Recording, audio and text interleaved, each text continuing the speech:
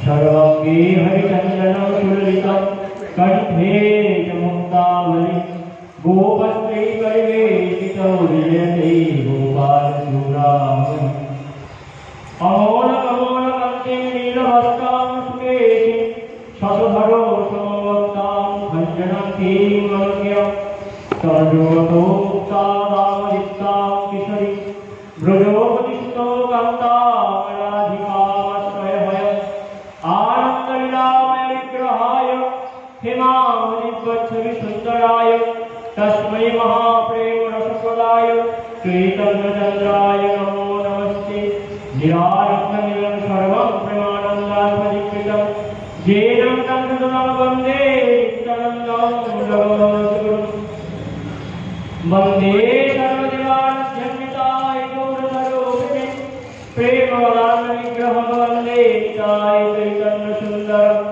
हरे कृष्ण कृष्ण कृष्ण हरे हरे हरे राम राम राम हरे हरे निताय चैतन्य श्री गुरुदेवानन्दे हरि हरि श्री गुरुदेवानन्दे निताय चैतन्य हरि हरि बोल श्री गुरुदेवानन्दे निताय चैतन्य हरि हरि बोल। जय राधे जय राधे जय जय अकारण करुणा मुरणालय परम्परा प्रेश्वर प्रेमामृत रसोत्तम विग्रह सर्वकारण कारण अखिल रसामृत सिंधु भुवन पावन भुवन मोहन भगवान श्री चैतन्य महाप्रभु अहैतुकी स्नेहासिक धारा আমাদের সকলের উপর বর্ষিত হচ্ছে। পরমদয়াল ঠাকুর সীতারাম শঙ্করনাথ ঠাকুরের কৃপা আশীর্বাদ আমাদের সকলের উপর বর্ষিত হচ্ছে, যার ফলস্বরূপ আমরা সেই ভগবানের দিব্য কথামৃত শ্রীমদ্ ভাগবত কথামৃত সপ্তাহ ব্যাপী শ্রবণ করার শুভ সৌভাগ্য লাভ করছি। আজ সপ্তম দিবস, শ্রীমদ্ ভাগবতের বিশ্রাম দিবস, শেষ দিবস। আজকে আসার সময় কেউ একটা বলছিল শেষ নয়, বিশ্রাম দিবস। কেন? ভাগবত কোনদিন সমাপ্ত হয় না, শেষ হয় না। ভাগবত যদি কেউ শেষ করে ফেলতে পারে তাহলে সবই হয়ে যেত। রামকৃষ্ণ পরমহংসদেব বলছে, সুখদেব আদি ব্রহ্মজ্ঞানীগণ ভাগবতের ব্রহ্মসাগরের পাড়ে দাঁড়িয়ে আছে, এখনো সমুদ্রে ডুব দিতে পারেনি। তাই আমরা সেই ভাগবতকে শেষ করবো না, আমরা ভাগবতকে পেরোবো না, আমরা ভাগবত সমুদ্রে ডুব দিয়ে মরবো। যেন মাছ নদীতে মাছ সমুদ্রে ডুব দিয়ে মরতে পারি, সেরকম ইচ্ছা আমরা নিয়ে ভাগবত শ্রবণ করি। এই ভাগবত সাক্ষাৎ ভগবান, ভাগবত ভগবানের বিগ্রহ। আজকে আরো একটা কথা বলি, অনেকে ভাগবতের কাছে প্রণাম করতে এসে ভাগবতটা তুলে মাথায় ঠেকিয়ে দেয়, অনেকে করে। তো অপরাধ নেবেন না, করি। যেমন ভগবান কৃষ্ণের বিগ্রহ ওখানে আছে, আমরা গিয়ে তো বলি না, কৃষ্ণ তোমার চরণ দুটো নাও, মাথায় ঠেকিয়ে দাও। তুলে মাথায় ঠেকাই, কি করি? মাথাটাকে নামিয়ে দিই, তাই তো? ভাগবত সেরকম ভগবানের রূপ, এটা কোনো বই নয়, গ্রন্থ নয়। যদি সাধারণ কোনো গ্রন্থ হতো তাহলে লাইব্রেরিতে পড়ে থাকতো, তাহলে পুজো হতো না। এই এত ফুল এত তুলসী কেন দেওয়া হয়েছে? আরো কি হচ্ছে কেন হচ্ছে? এটা সাক্ষাৎ ভগবান, এটা কোনো বই নয়, কোনো গ্রন্থ নয়, সাক্ষাৎ ভগবান। তাই যখন ভাগবতের কাছে আসবেন তখনই মাথাটা যেন ভাগবতের চরণে নামিয়ে দেওয়া হয়। ভাগবতের কৃপা যেন হৃদয়ে ধারণ করতে পারি। তাই নিতাই চৈতন্য মহাপ্রভু বলছেন যে গ্রন্থ পড়লেই গ্রন্থি ভেদ হয় না। শাস্ত্রে বলা আছে গ্রন্থ কাকে বলে না, গ্রন্থ তাকে বলে যা পড়লে আমাদের অবিদ্যা গ্রন্থি ভেদ হয়ে যায়। মানে আমরা যে মানুষ, আমরা যে একটা দেহ, এই যে অবিদ্যা, এই গ্রন্থিটা ভেদ হয় কি করলে না, গ্রন্থ পাঠ করলে। কিন্তু নিতাইয়ের জন্য মহাপ্রভু বলছেন গ্রন্থ পাঠে গ্রন্থি ভেদ হয় না। গ্রন্থকে বুকে জড়িয়ে ধরে তার কাছে প্রার্থনা করতে হয়, তার কাছে কাঁদতে হয়, হে ভাগবত আপনি আমায় কৃপা করুন, আপনার প্রেমামৃত রসে যেন আমি অবগাহন করতে পারি। তাই ভাগবত কোন শ্রোতাদেরকে জায়গা দেয়নি। আমরা যদি মনে করি যে যারা ভাগবত আস্বাদন করতে এসে তারা সামনে বসে আছে তারা শ্রোতা আর আমি প্রবচক, যদি মনে করি ভুল বলা হবে। কেন? ভাগবতে কোনো শ্রোতা নেই। ভাগবত শ্রোতাদের জন্য নয়, যারা শুনবে তাদের জন্য নয়। তাদের জন্য রসিকা ভুবি ভাবুকা, রসিক এবং ভাবুকদের জন্য ভাগবত, শ্রোতাদের জন্য নয়। শ্রোতারা কিরকম হয়? এক বছর ভাগবত শুনে এলাম, পুরো শোনা হয়ে গেছে, পরের বছর আসবো কেন, শুনবো কেন, এটা শ্রোতার স্বভাব। আর রসিকের স্বভাব কি? বলে একই কথা আমরাও জানি, যিনি বলছেন তিনিও জানেন, তবুও এসে বসে পড়েন শোনার জন্য। কিসের জন্য? বলে যদি কোনো নতুন রস পাওয়া যায়, যদি কোনো নতুন কথা পাওয়া যায়, এর নাম রসিক। এই ভাগবত শ্রোতাদের জন্য নয়, রসিকদের জন্য, ভাবুকদের জন্য। আমরা সেই ভাগবত কথা হয়তো আস্বাদন করতে বসেছি, শ্রবণ নয়, আস্বাদন, পান করতে বসেছি, পান। তাই সেই ভাগবত কথা হয়তো গঙ্গায় আমরা অবগাহন করি এবং তার পূর্ণ শরীরে আমরা নিষ্ণাত হই এবং তার ভিতরে ডুব দিয়ে যত রত্ন মণিমাণিক্য যে তুলতে পারবে সেই লাভবান হবে। তাই ডুবুরি যেমন একদম সমুদ্রের গভীর অবধি যায়, কিন্তু যারা সমুদ্রে স্নান করতে যায় তারা ওই সামনে ডুব দিয়ে পালিয়ে আসে, তাই না? তেমন আমাদেরকে সেই ভাগবত সাগরের ডুবুরি হতে হবে, যেন আমরা রত্ন মণিমাণিক্য তুলে আনতে পারি, সেই রকম চেষ্টা করতে হবে। এই আসুন আমরা সেই ভাগবত কথায় অবগাহন করি। বলে ভাগবত মহাপুরাণ কি ভাগবত, ভাগবত চারটি অক্ষর, ভয়েতে ভক্তি, গয়ে জ্ঞান, বয়ে বৈরাগ্য, তয়ে ত্যাগ। ভাগবতের চারটি অক্ষর ভক্তি, জ্ঞান, বৈরাগ্য, ত্যাগ।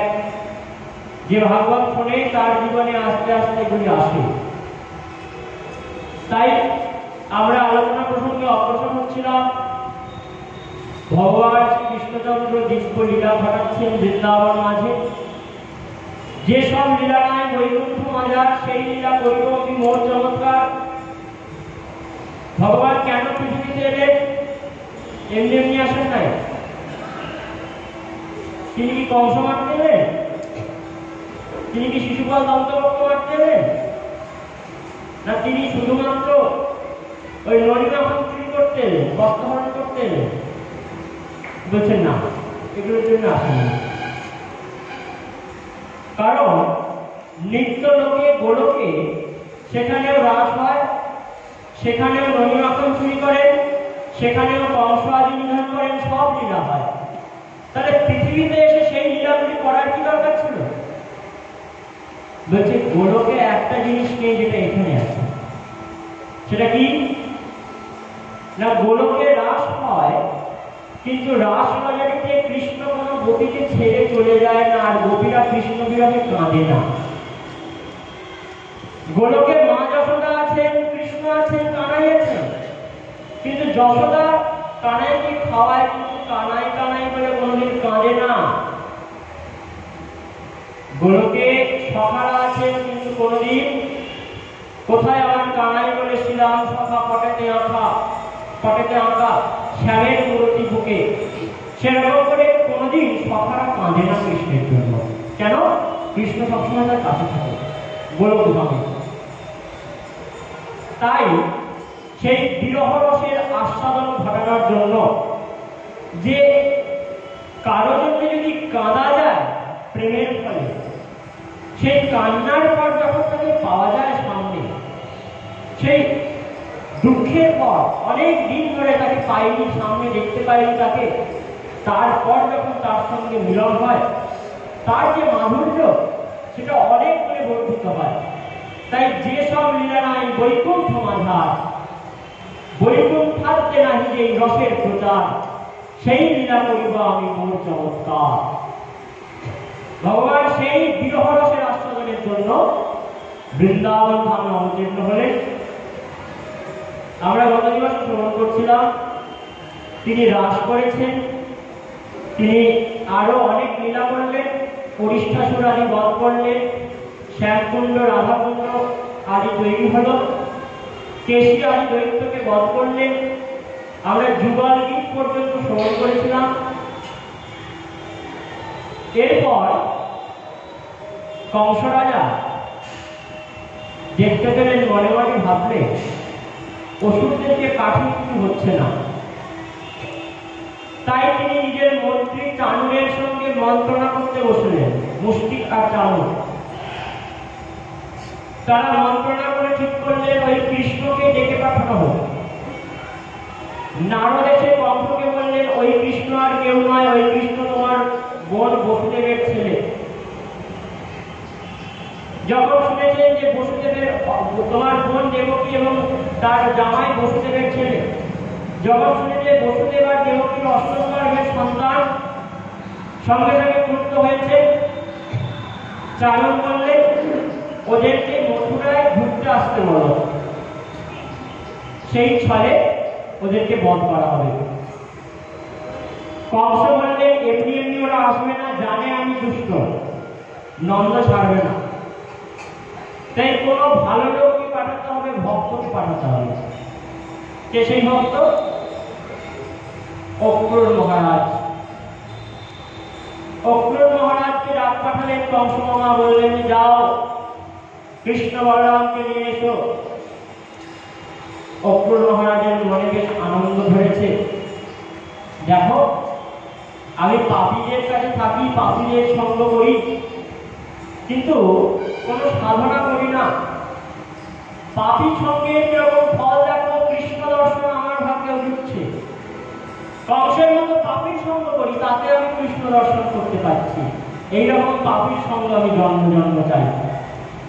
অক্রূর মহারাজ সেদিনে বেরোলেন না, কারণ সেই দিনটি ছিল একাদশীর দিন।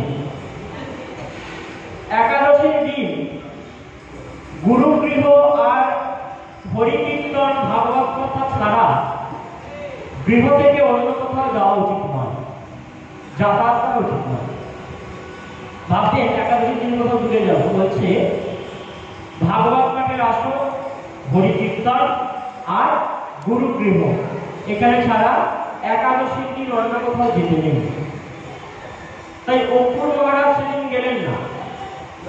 পরের দিন ভোরবেলা উঠেছেন, ভোরবেলা উঠে যমুনা স্নান করে রথ নিয়ে বেরিয়েছেন মথুরা থেকে বৃন্দাবনের উদ্দেশ্যে। বৃন্দাবনে আসার আগে, প্রবেশ করার আগেই তিনি বারবার কংসকে প্রণাম করছে, কারণ কংসের জন্য আজকে কৃষ্ণ দর্শন হবে, বলরাম দর্শন হবে। বৃন্দাবনের ভূমিতে প্রবেশ করা মাত্র তিনি বৃন্দাবনের রজে গড়াগড়ি যাচ্ছেন, বলে এই রজ দিয়ে আমার কৃষ্ণ বলরাম হেঁটে গেছে। তাই তিনি বৃন্দাবনের সেই রজেতে প্রণাম করছেন, বারবার প্রণাম করছেন। আসুন আমরা অক্রূর মহারাজের সঙ্গে বৃন্দাবন ধাম করি। बोले वृंदावन धाम की,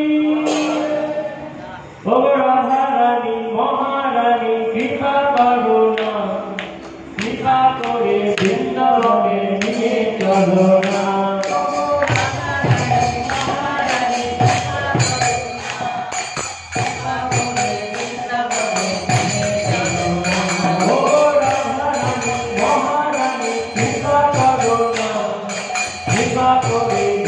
Bye.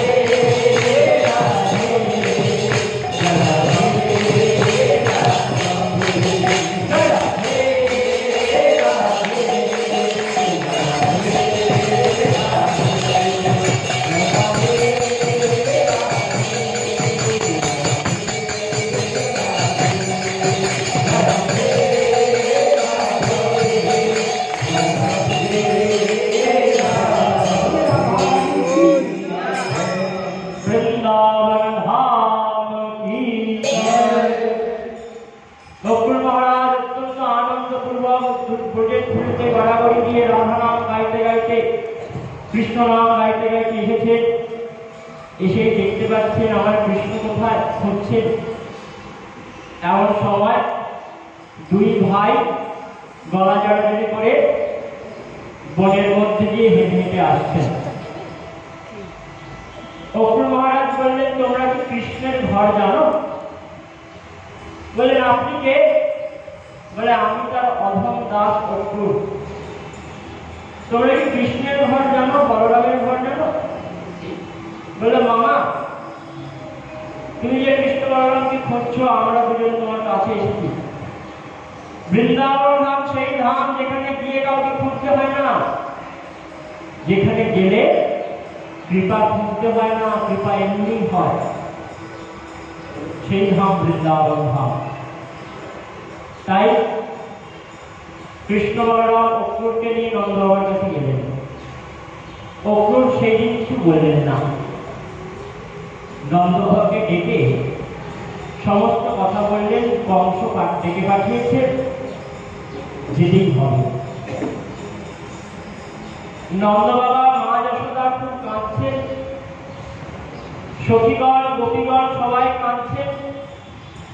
কৃষ্ণ বললেন, যাবো আর আসবো, আজকে যাবো কালকে ফিরে আসবো, কোনো চিন্তা করো না, কেনো না। গোপীগণের চোখের জলে কৃষ্ণের রথের চাকা আটকে গেল, মাটি এমন নরম হয়ে গেল চোখের জলে ভিজে গিয়ে যে রথের চাকা গর্তে ঢুকে গেল, রথ এগোচ্ছে না। কৃষ্ণ বললেন, রাধে, তোমার কৃপা ছাড়া বৃন্দাবন থেকে কেউ যেতে পারবে না। সবাই যায় বৃন্দাবন, একটা ডাক্তারখানা। কাজের ডাক্তারখানা জানেন? পাগলের ডাক্তারখানা। বৃন্দাবন ধাম হচ্ছে পাগলা গারদ, পাগলের ডাক্তারখানা। কেন? সেখানে যে যায় হয় পাগল হয়ে যায়, আর না হলে গিয়ে পাগল হয়। কৃষ্ণ নামের পাগল হয়ে, রাধা নামের পাগল হয়ে রাস্তায় রাস্তায় ঘুরে বেড়ায়, আর ফিরে আসতে পারে না। সেখানে একজন মহিলা ডাক্তার আছে, নামটা বলার দরকার নেই, আপনারা সবাই জানেন। সেই ডাক্তার সবাইকে দেখে আর আরো পাগল করে দেয়। নাম কি? बोले विश्वान राजनंदी राधा रानी। সেই রাধা রানী সবাইকে পাগল করে দেয়, পাগল পাগল থেকে ছাড়বে কি আরো পাগল করে দেয় সবাইকে। পাগল না হলে কি আর পথে পথে ঘোরা যায়? পাগল না হলে কি আর তাকে পাওয়া যায়? নীলকণ্ঠ মুখোপাধ্যায় বলছেন, প্রেমে পাগল হয়ে হাসিব কাঁদিব, সচ্চিদানন্দ সাগরে ভাসিব, আপনি মাতায় জগৎ মাতাব, হরিপদে নিত্য করিব বিহার। কতদিনে হবে সে প্রেম সঞ্চার? তবে আমার সেই প্রেম হবে যখন আমি পাগলের মতন হয়ে যাব। তাই উন্মাদ, প্রেমের এক লক্ষণ হচ্ছে উন্মাদ, যা পাগল করে দেয়, বাইরের কারো হুঁশ কাটতে দেয় না। অক্রুর মহারাজ রাধারানীর কৃপাতেই কৃষ্ণকে বৃন্দাবন থেকে নিয়ে যাচ্ছেন। কৃষ্ণ বললেন, আমি তো বৃন্দাবন থেকে কোথাও যাই না। তাই এক রূপে বৃন্দাবনে রইলেন। বসুদেব বাবা যখন রাখতে এসেছিলেন, আমরা শুনছিলাম না যে মায়াকে তুলে নিলেন, দুটি কৃষ্ণ এক হয়ে গেল, জ্যোতির্ময় দুই কৃষ্ণ। সেই গোরখপতি কৃষ্ণ বৃন্দাবনে রয়ে গেলেন, আর বৈকুণ্ঠনাথ কৃষ্ণ তিনি যুগধর্ম পালনের জন্য বেরিয়ে গেলেন বৃন্দাবন থেকে। তাই অক্রুর মহারাজ অনেক কষ্টে নিয়ে গেল গোপীদের কান্না উপেক্ষা করে। কৃষ্ণ বললেন, আসবো। গেলেন মথুরায়। মথুরায় গিয়ে প্রথমে দেখা করলেন কুব্জার সঙ্গে। কুব্জা যে দেখতে অত্যন্ত সুন্দরী, কিন্তু পিঠে একটা বড় মুখ, আতর বিক্রেতা। কংসের জন্য আতর তৈরি করেন। কৃষ্ণ তার বাড়ি গিয়ে কংসের জন্য তৈরি আতর নিজে মেখে নিলেন। কাপড় বিক্রেতার বাড়ি গিয়ে কংসের জন্য তৈরি কাপড় নিজে পরে নিলেন। বলে, আগে আমরা তো গোয়ালার ছেলে, রাজা ডেকেছে, রাজার গেস্ট হয়ে এসেছি, একটু রাজার মতো না দেখতে হলে হয়? ছেলেটা গোয়ালার তো কি হয়েছে, আমি তো গোয়ালাদের যুবরাজ, কিন্তু দেখতে হতে হবে একটু রাজার মতো। ওই তো ফুলের মালা পরে থাকলে হবে না, রাজার মতো গয়নাগাটি করে থাকতে হবে। সেই কংসের যেখানে যেখানে ভালো ভালো জামা কাপড় তৈরি হয় সব নিয়ে কৃষ্ণ বলরাম করে নিলেন। এবার এসেছে ধনুর যজ্ঞে। ধনুকের যজ্ঞ হচ্ছিল। ওই ধনু যদি ভেঙে যায় তাহলে কংসের মৃত্যু হবে। কংস এরকম অভিশাপ পেয়েছিল। তাই অত্যন্ত সন্তর্পণে ধনুককে রাখা হলো, অত্যন্ত ভালোভাবে ধনুককে রাখা হয়েছে। কৃষ্ণ বলরাম ছলনাপূর্বক সেখানে প্রবেশ করলেন। বাচ্চা ছেলে দুটো গেছে তো, 11 বছর 52 দিন কৃষ্ণের বয়স তখন, যখন বৃন্দাবন পরিত্যাগ করেন। 11 বছর 52 দিন বয়স কৃষ্ণ। দুটো বাচ্চা চলে গেলে তোরা এখানে কেন? বলে তো কি হবে ওখানে? বলে ধনুর যুক্ত হবে, মহারাজ কংসের ধনুকের যুক্ত হবে। বলে তাই? আচ্ছা ধনুক একটু তুলে দেখতে পারি? বলে এই ধনুক কেউ তুলতে পারে না, এর পূজা হবে। বলে বাবা, ধনুকেরও পূজা হয়? সাধারণ একটা কাঠের জিনিস দড়ি মারা আছে, তাতে আবার পুজো, এটা তুলি না? বলে ওরে বাচ্চা ছেলে, তোরা কি পারিস তুলতে এত বড় ধনুক? চেষ্টা করতে দাও না, দুধ ঘি খেয়ে খেয়ে কেমন শক্তি করেছি দেখো। সব দুধ তো আগে মথুরায় আসতো, চুরি না আরম্ভ করলে খেতে পেতাম না। কেন? যত বৃন্দাবনের গোয়ালিনী গোয়ালা, তারা সব দুধ মাখন তৈরি করে মথুরার হাটে এসে বেঁচে দিত। তাই কৃষ্ণের সব সখারা রুগ্ন হয়ে গিয়েছিল, রোগা হয়ে গিয়েছিল। কৃষ্ণ বলে তোরা তো রোগা ঘরে কিছু নেই? বলে সব আছে কিন্তু বেঁচে দেয় তো। কৃষ্ণ বলতে বেঁচে দেয়? আমাদের ওই ওষুধগুলোকে খাইয়ে মোটা করছে ওদেরকে? হবে না। নিজেদের ঘরে চুরি করবো, তাও ওদেরকে দুধ দিতে দেবো না। চুরি করে দুধ ঘি খেয়ে শক্তি বাড়িয়েছি, যে দেখো না পারি কিনা। এই বলে ধনুকটিকে নিয়ে ভেঙে ফেললেন ভগবান, ভেঙে দিয়ে চলে গেলেন সেখানে। কংসের কাছে খবর গেল আমার ধনুক ভেঙে গেছে। কংস অত্যন্ত ভীত হলেন। ধনুর্যজ্ঞে মল্লযুদ্ধ হবে, তার আগে একটি উন্মাদ হাতিকে পাঠালেন। সেই উন্মাদ হাতির নাম কুবলয়াপীর হাতি।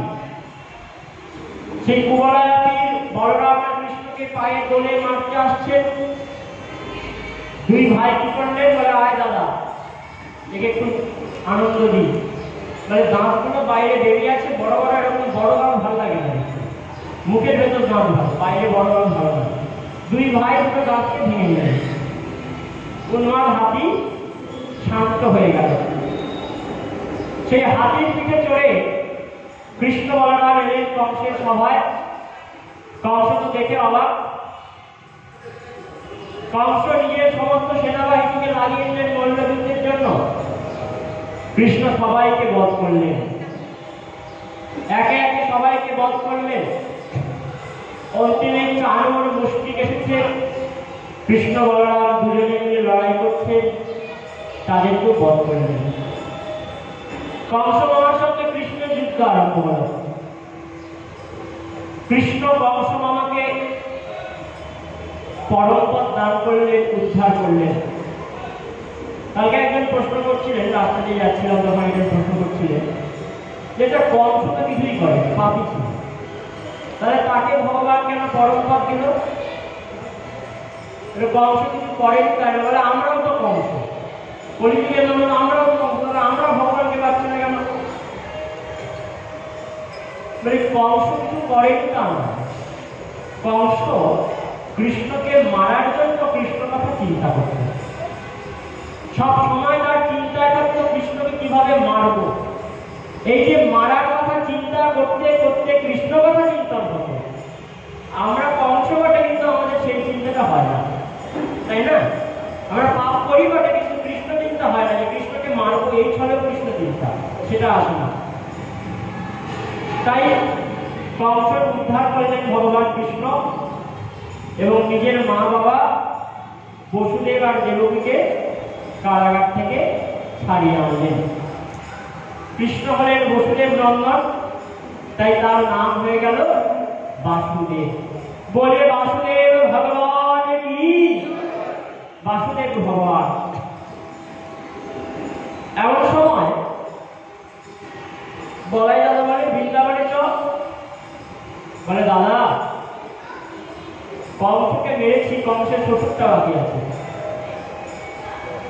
কংসের দুই পত্নী প্রাপ্তি আর একজন সংজ্ঞা, প্রাপ্তি আর ছায়া। তো এই দুই পত্নীর মধ্যে প্রাপ্তি আর ছায়া দুজনে জরাসন্ধের কন্যা, মানে কংসের শ্বশুরের নাম কি? জরাসন্ধ। জামাইকে মেরেছি, মেয়ে বিধবা হয়েছে, ছেড়ে দেবে নাকি আমাকে? আমি যদি বৃন্দাবনে যাই, জরাসন্ধ বৃন্দাবন আক্রমণ করবে। আমার গোপীরা, আমাদের গোয়ালা সখারা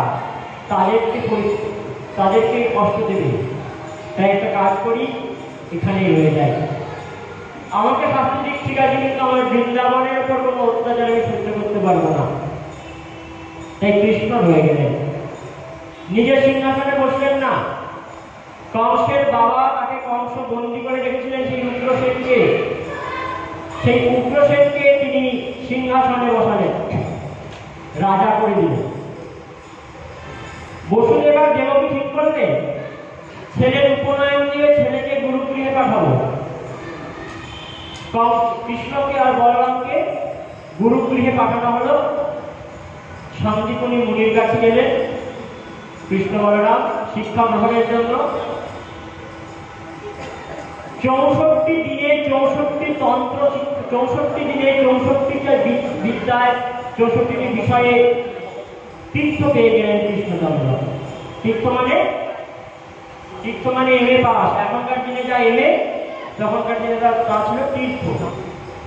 তো 64 দিনে 64টা বিদ্যাতে তীর্থ লাভ করেছেন, মানে এমএ পাস করেছেন কৃষ্ণ। তাই যারা বলে কৃষ্ণ গোপীদের সঙ্গে রেখেছিল একজন নয় 8জন বউ, আমরাও করতে পারি, তারা আগে 64 দিনে 64টা বিষয়ে এমএ পাস করে দেখা, বা আর কিছু করতে হবে না। গোবর্ধন ধারণ তো অনেক পরের কথা, পড়াশোনাটা তো করুক। তাই ভগবান যা করে তার অনুকরণ করতে নেই, ভগবান যা বলে তার অনুকরণ করতে হয়। যেটা বলেছেন গীতায় সেটা শুনতে হয়, যা করেন সেটা দেখতে হবে। মহাদেব বিস্মান করেছিল, কেউ পারবে খেতে? আমরা বলি অনেকে যে মহাদেব গেঁজা খায়, যে আমরাও খাবো। অনেক ভক্ত আছে মহাদেবের ভক্ত করে নিজেদেরকে গাঁজার ভক্ত করে দিয়েছে। মহাদেব বিস্মান করেছিল, কেউ পারবে সেটা করতে? যদি পারে তারপরে কথা বলবে। মহাদেব সম্পূর্ণ বিষ খেয়েছিলেন, কেউ এক ফোঁটা খেয়ে দেখা। ইঁদুর মারা বিষ তো কাল খুব লাভ হয় না, ইঁদুর মারা বিষ বা ঘাস মারা বিষ তাতেই হয়, বেশি করতে হবে কষ্ট। তাই ভগবান যা করেন তা করতে নেই, ভগবান যা বলেন তা করতে হয়। তার আচরণটা আমাদের জন্য নয়, তার কথাটা আমাদের জন্য। গুরুদেব যা করেন তা করতে নেই, গুরুদেব যা বলেন সেটা আমাদের আচরণ। তাই ভগবান কৃষ্ণ এবং বলরাম 64 দিনে 64টি বিদ্যায় তীর্থ লাভ করলেন, নিবাস করলেন। গুরু দক্ষিণা দেওয়ার সময় এলো, কি দক্ষিণা দেবেন? দক্ষিণা হিসাবে শান্তিপুনি মুনি বললেন, তোমরা তো অত্যন্ত বলশালী, স্বয়ং ভগবান, তোমরা সব করতে পারো। তাই আমাদের পুত্রকে একজন মেরে ফেলেছে, সমুদ্রের মধ্যে তার মৃত্যু হয়েছে, সেই পুত্রকে ফিরিয়ে আনো।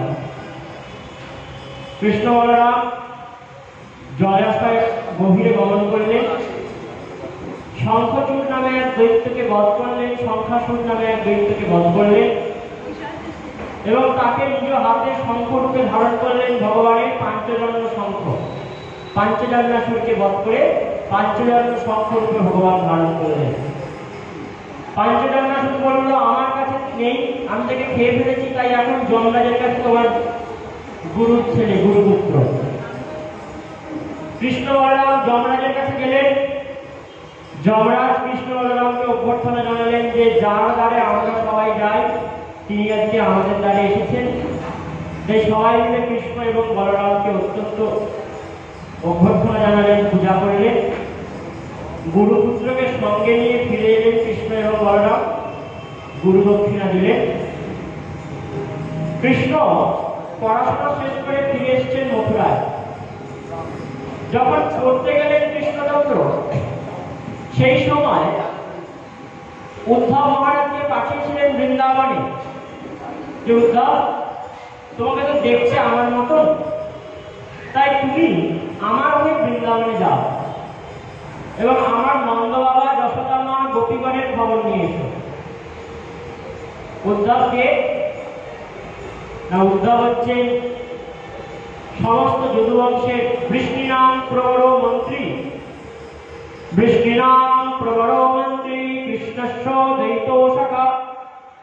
শিষ্যে বৃহস্পতে সাক্ষাৎ উদ্ধব বুদ্ধি সপ্তমঃ বৃষ্ণিনাং প্রবর মন্ত্রী। কৃষ্ণের যেমন 6টা গুণ, ভগবান বলা হয় তো, ভগবান কাকে বলে?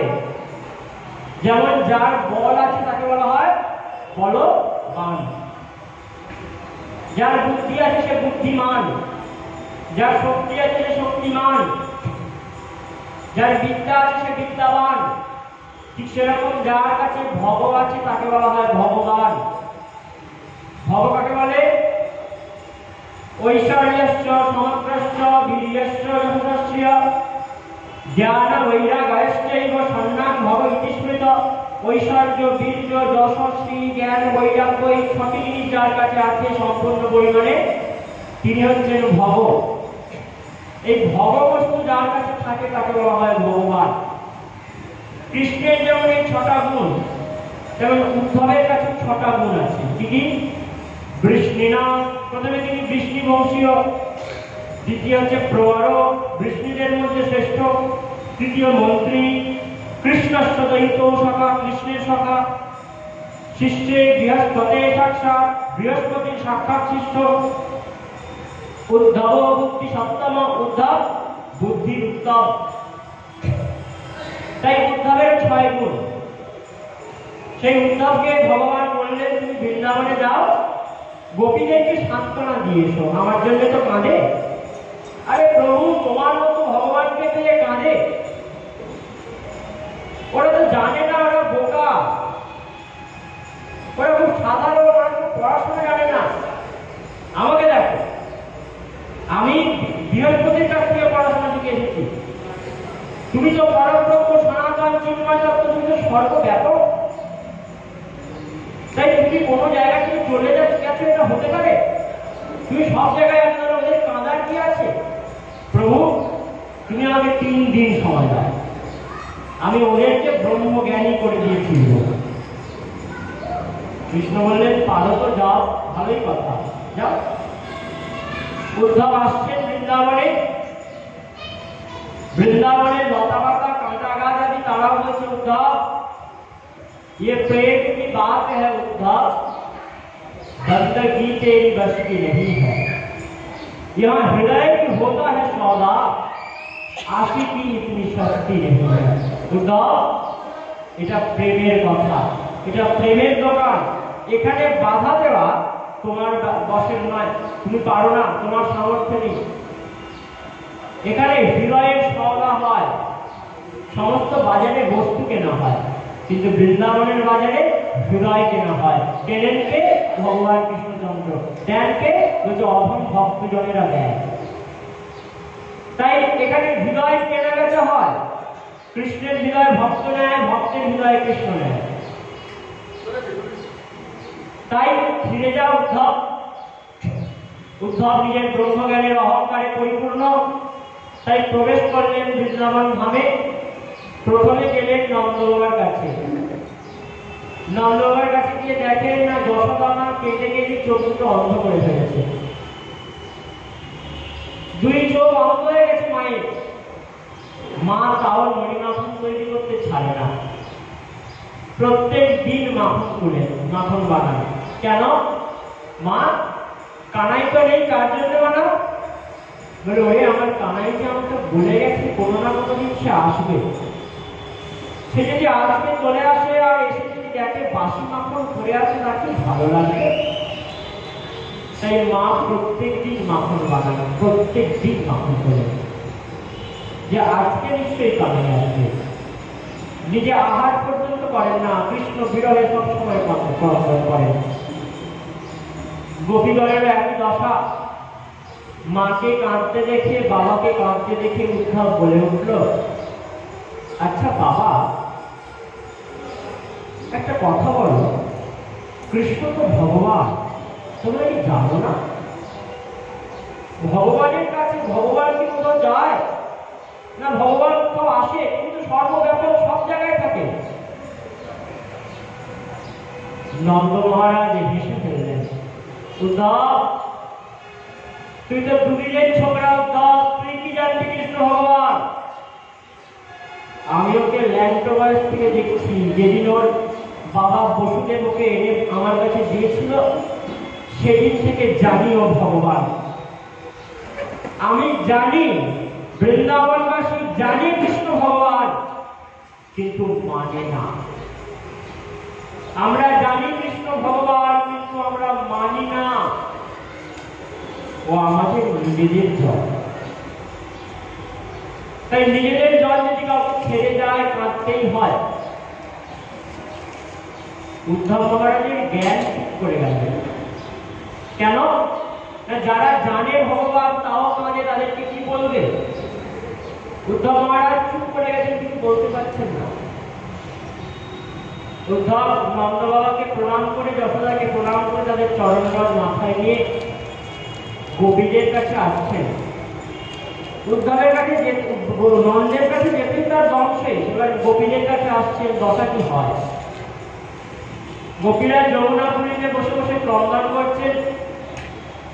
এমন সময় উদ্ধব মহারাজ আসছেন। কৃষ্ণের মতন করে কৃষ্ণ সাজিয়ে দিয়েছেন, দেখতেও কৃষ্ণের মতন, আর কৃষ্ণের প্রসাদী বস্ত্র সবসময় পরতেন উদ্ধব, তাই দেখতে লাগে পুরো কৃষ্ণের মতন। বলছে এমন করে সেজে না এলে, মথুরা থেকে একজন এসেছিল অক্রূর, সে আমাদের কৃষ্ণকে নিয়ে চলে গেছে, আজ অব্দি ফিরিয়ে দেয়নি। আবার যদি কেউ মথুরা থেকে আসে, আমাদের হৃদয়ে বসে থাকা কৃষ্ণকে নিয়ে চলে যায়, তাহলে কি নিয়ে বাঁচবো? তাই মথুরা থেকে কেউ এলেই তাকে মেরে ফেলবে। গোপীগণ দৃঢ় সংকল্পবদ্ধ। তাই ভগবান কৃষ্ণ উদ্ধবকে আগে নিজের মতন সাজিয়ে দিলেন, তারপর বৃন্দাবন পাঠালেন। বলে না হলে তুমি মারা যাবে। তাই গোপীদের কাছে এসে বলে তোমরা কাঁদছো কেন? গোপীরা বলে আমাদের কৃষ্ণের জন্য কাঁদছি। জানো না কৃষ্ণ ভগবান তিনি সর্বব্যাপক পরব্রহ্ম? গোপীরা আরো বেড়ে হাসলেন। নন্দ বাবার কাছে গিয়েও শিক্ষা হয়নি। চলো উদ্ধব, তুমি আমাদের সঙ্গে চলো, তোমাকে দেখিয়ে আনি। তুমি বলছো কৃষ্ণ পরব্রহ্ম, কৃষ্ণ কোথাও যায় না, চলো দেখিয়ে আনি তোমাকে। হাত ধরেছেন উদ্ধবের। সখীগণ কাঁদতে কাঁদতে উদ্ধবকে টেনে নিয়ে এলেন। বনের মধ্যে মধুকুঞ্জে একজন গম্ভীরা নায়িকা, গম্ভীরা রাজকুমারী, তিনি মাথা নিচু করে বসে আছেন। তার অঙ্গের তাপে গাছপালা পুড়ে যাচ্ছে, যেখানে পা রেখেছেন সেই মাটি পুড়ে যাচ্ছে, ছাই হয়ে যাচ্ছে। উদ্ধবকে ডেকে বলছে, উদ্ধব দেখো, তুমি দেখতে পাচ্ছ তোমার কৃষ্ণকে? উদ্ধব দেখতে পাচ্ছেন, হ্যাঁ, সেই গোপীর পাশে কৃষ্ণ বসে আছে। তুমি কি বলবে কৃষ্ণ ভগবান? তুমি কি বলবে কৃষ্ণ আমাদের ছেলে গেছে কি যায়নি? আমাদের কাছেই কৃষ্ণ আছে। তাহলে কাঁদছো কেন? বলছে সেই কৃষ্ণকে কাছে পেয়েও কাঁদছি। বাইরে থেকে কৃষ্ণ তো গেল, এই হৃদয়ের কৃষ্ণ যদি চলে যায়, সেই বিরহে কাঁদছি। ভগবান উদ্ধবকে একটি চিঠি লিখে দিয়েছিলেন গোপীদেরকে বলার জন্য। উদ্ধব সেটা পাঠ করবেন বলে ঠিক করেছে। এমন সময় সেই গোপী যিনি বসেছিলেন, তিনি আর অন্য কেউ নয়, আপনারা সবাই জানেন তার নাম রাধারানী। সেই রায়চরণের কাছে, রায়চরণ পদ্মের কাছে একটি ভ্রমর এসেছে, কালো ভ্রমর। ভ্রমর এসে গুনগুন গুনগুন করে গান করছে রায়চরণের কাছে। রাধারানী বলছেন, ওরে ভ্রমর, তুই ফিরে যা, তুই কৃষ্ণের অনুচর, তুই কালার ছাগড়ে, কালার চালা, তুই ফিরে যা। তোর সঙ্গ আমি করবো না, তোর মুখ আমি দেখবো না। বলে রাধে, আমি কৃষ্ণের কাছ থেকে আসিনি। বলে কৃষ্ণ তোকে মিথ্যে কথাটাও ভালো করে শিখিয়ে দিয়েছে। বল, কৃষ্ণের কাছ থেকে এসে বলছি আসিনি। তুই কি ভাবছিস আমি কৃষ্ণের কথা বুঝতে পারবো না? বলে রাধে, আমি কৃষ্ণের কাছ থেকে আসিনি। চোখ মিথ্যেবাদী। তুই ভুলে গেছিস কৃষ্ণের কাছ থেকে আসার সময় তোর মাথার ওপর থাকা ওই হলুদের কুমকুমের দাগটা মুছে আসতে। দেখবেন ভ্রমণের মাথায় একটা হলুদ কুমকুমের দাগ থাকে, কৃষ্ণের কুমকুম তোর মাথায় লেগে গেছে, আর সেই অবস্থায় তুই না মুছে আমার কাছে এসে বলছিস কৃষ্ণের কাছ থেকে আসি, যা ফিরে যা, আমাকে কাঁদতে দে। ভ্রমর বলে, আমার শ্যাম যদি এতই খারাপ হয়, আমার শ্যাম যদি লম্পট হয়, দুশ্চরিত্র হয়, তাহলে তুমি তার নাম করে কাঁদো কেন? রাধারানী বলেন, ওখানেই তো থেকেছে ভ্রমর, মধুকুঞ্জে বসে ভাবি আর না লইব নাম কালা, বদন নাহি ছাড়তে পারি কালা, যে হইল নাম মালা। আমি ভাবি কালা নাম আর নেব না, কিন্তু আমার বদন ওই নামকে ছাড়তে পারে না। যেদিন থেকে একবার হৃদয়ে গিয়ে বসেছে সেই নামকে আর ছাড়তে পারি না ভ্রমর। এখন প্রাণ গেলেও কালা নাম বদন থেকে যায় না। তাই যেমন শ্বাস প্রশ্বাস চলে, তেমন কৃষ্ণ নাম আমার শ্বাস প্রশ্বাস হয়ে গেছে। তাই ভ্রমর, আমি আর বেশি দিন বাঁচবো না। তোর লম্পট বন্ধুকে গিয়ে খবরটা দিয়ে আসছিস, আমি আর বেশি দিন বাঁচবো না পৃথিবীতে। তার বিরহে আমি কেঁদে কেঁদে মরব। রাধারানীর কথা শুনে উদ্ধব আর কি বলবে? উদ্ধব কৃষ্ণের চিঠিটি পড়লেন। রাধারানী সখীগণকে বলছেন, সখী, মরিব মরিব সখী, নিশ্চয় মরিব, কারণ হেন কোন নিধি কারে দিয়ে যাব? আমি মারা যাব সখী, আমি নিশ্চয়ই মারা যাব। কিন্তু কেন মরতে পারি না জানিস? বাবা মায়ের সম্পত্তি থাকলে ছেলেরা যোগ্য না হলে বাবা মা ভাগ করে দেয় না ছেলেদের হাতে। বলে প্রাপ্তবয়স্ক হবে তারপরে ছেলেরা ভাগ পাবে, বাবা মা মারা গেলেও প্রাপ্তবয়স্ক হওয়ার পর ভাগ পাবে। ঠিক সেরকম আমার মারা যেতে কোনো দ্বিধা নেই, বেঁচে থাকতে ইচ্ছা করে না, কিন্তু আমার যে সম্পত্তি হৃদয় ধন, সেই কারুহেন গুণনিধি সেই কৃষ্ণকে আমি কার কাছে দিয়ে যাব? এই চিন্তায় আমি বসে থাকি তার মুখপাঞ্চে।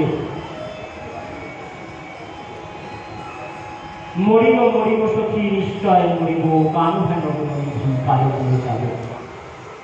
তোমরা যতেক সখী থেকো মোর সঙ্গে, মরণকালে কৃষ্ণ নাম লিখে দিও অঙ্গে। ললিতা প্রাণের সখী, মন্ত্র দিও কানে, মরাদেহ পড়ে যেন কৃষ্ণ নাম শুনে। না পড়াইল রাধা অঙ্গ, না ভাসাইল জলে, তুলিয়া রাখো কালো কমালের গালে। সখী, তোরা আমার দেহকে পুড়িয়ে দিস না, তোরা আমার দেহকে জলে ফেলে দিস না, মাটিতেও দিস না। তাহলে কি করবো রাই? আমার দেহটাকে নিয়ে ওই কালো তমালের গানে রেখে দে। কেন? বলে আমার কৃষ্ণ কালো আর তমালও কালো। ওই তমাল বড় ভালোবাসে আমার কৃষ্ণ গায়ে, আমিও তমালকে ভালোবাসি।